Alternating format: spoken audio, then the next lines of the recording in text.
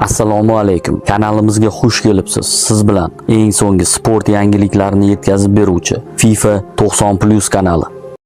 O'zbekiston milliy terma jamoasi Jahon chempionati 2026 musobaqasida o'zining ilk o'yinini Kolumbiya terma jamoasiga qarshi o'tkazdi. Ushbu uchrashuvda hamyurtlarimiz 3-1 hisobida mag'lubiyatga uchradi. Ushbu uchrashuvdan so'ng O'zbekiston Respublikasi prezidenti Shavkat Mirziyoyev futbolchilarimizni ruhini ko'taruvchi o'z so'zlarini aytdi. O'zbekiston uchun tarixiy kun.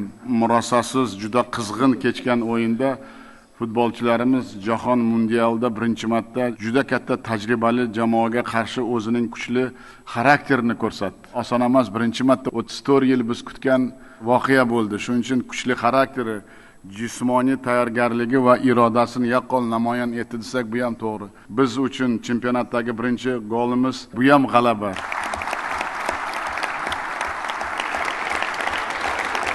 Bir narsani aytmoqchimanki, biz vatanparvar va fidoyi yoshlarimiz bilan faxrlanamiz va ular hozirgi O'zbekistonda haqiqiy qahramonlari.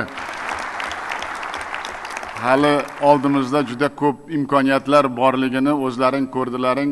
Farzandlarim, qahramonlarim ko'p narsaga qodir ekanliklarini ham bildirdi. Shuning uchun faqat omad tilaymiz biz.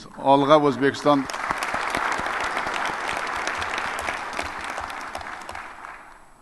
Mayli, bolalar. Ruhinglar tushmasin. Bu safar yutqizdik. Keyinga yutamiz albatta. Qada endi kimlar o'ynaymiz? Bizdagi komanda yana qayerda bor? Menimcha negerlarda bo'lsa kerak. Negerlar ham serfarzand xalq.